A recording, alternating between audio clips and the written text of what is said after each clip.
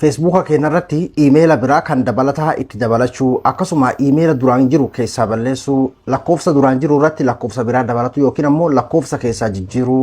Facebook lakkoofsaan baname kan email keessa jirre lakkoofsarraa karaa emailatitti akkaataa itti jijjiirannu wal duraa duubaan isin agarsiisa. Akkasuma namoonni hedduun itti galchuu malee lakkoofsa 567 keessa jira, email 567 keessa jira. Kan barbaanne keessaa baafnee kan feenu akkamii keessa dhiifannaa akkamiin kan itti galchine Facebook hoogganaa jiraatu beena waan jiru isin agarsiisa hedduu bakka isin fayyada jedheeti yaataan obboleessa keessa rabduudha viidiyoon kun akka nama hedduu bira ga'uuf yoo share gootan hedduu akka rakki tola. Tole hayyee wal duraa duubaan akka nama hundaaf galuutti suutatti isin agarsiisa. Facebook keenarra ni galla karaa harka mirgaatiin sararoota mataa gubbaarra jiru kanarratti ni to'ina jala karaa setting ni biraa VC kan kanarratti to'ina setting irratti to'ina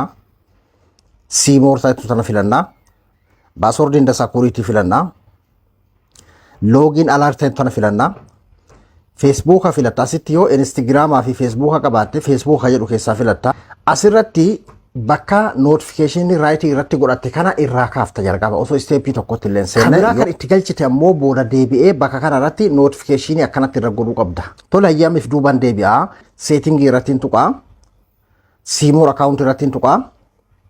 personal detail ta'e tana irratti tuqa contact info ta'e tanatti tuqa yoo Facebook kana lakkoofsaan banatteetiin gara emailaa jijjiiruu barbaadde yoo emaila dabalataa itti godhachuu barbaadde yoo lakkoofsa dabalataa itti godhachuu barbaadde new contact ka jettu kanarratti tuqina yoo lakkoofsa kabiraa itti godhachuu barbaadde osoo gara haquudhaa fi balleessuutti hin tarkaanfanne jalqaba kan biraas itti galfatan jechuudha. Lakkoofsa add mobile number ka jiru kanarratti tuqina password Facebook keetii itti galchiteeti okay yeroo irratti gootetti keessatti siif galaa jechuudha. Emaila taheesi add new contact gootetu kana akkuma kanatti add email yeroo gootetti akkuma kanammaatti password Facebook keetii si gaafata itti galchiteetiin haala saniin next goote itti galfatta. Tole hayyee emaila keessatti galfanne yookiin ammoo lakkoofsa dabalataa itti galfanne yookiin lakkoofsa jijjiiruu deemna haa jennu yookiin ammoo gartee emaila itti galfanne emaila duraanii keessaa balleessuudhaaf deemna haa jennu homa barbaade haa ta'u keessaa balleessuu deemna haa jennu bakka contact info jedhu kana keessa seente as keessaa email 5 lakkoofsi 3 namoota hedduu kan akkasitti ka jiru garuu akaawuntiin isaa gurguddaadha guyyaa tokko Facebookni osoma atiin bayne tasa Facebook kana securityidhaaf yookiin ammoo nageenya keetiif cufneeti jirra banachuudhaaf asiin deemi jaa waan akkasiisan kasitti fiduuf yeroo hedduu as keessa lakkoofsa hedduu email hedduu waan jiru keessa balleessuu qabda kan barbaaddu samma akkamitti balleessita irratti gadi tuuxeetiin delete number ka jiru kanatti gadi tuuxa password Facebook si gaafata yeroo password gaafate password itti galchitellee fakkeenyaaf keessattuu Facebookni security guutuu qabuufaa koodii lakkoofsa kana irratti yookiin ammoo lakkoofsuma itti haquu deemtu yookiin ammoo email itti haquu deemtu san irratti koodii ergina siin ja'a yoo lakkoofsi sun bilbila kee keessa jiraate jetteetiin koodii si ergamu san itti galchite akkasi keessa delete goota yoo wanti inni koodii irratti ergaatiin jiru suni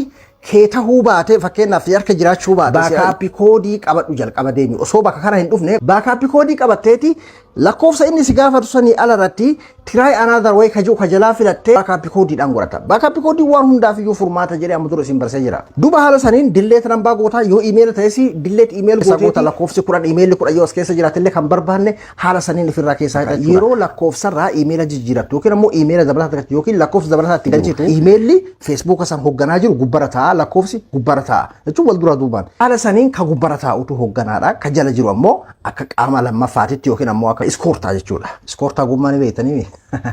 akka iskoortaa gummaa saniiti jechuudha kan pending jedhu keessa yoo jiraate yoo pendingii sanatti hoogganaa Facebook sanii godhuu barbaadde irratti gadi tuuteetiin conform gootee koodii irratti ergisiiftee akka inni gubbaratti ol bahu goosiftaa jechuudha duraanumayyuu ka keessa jiru kanatti hoogganaa seetu tokko yoo pending irra jiraate jechuudha filadda isiniif bahee jira jedheeti yaadaan obboleessa keessa rabduudha haa qophii biraatii walitti deebinutti nagayaan naa tura.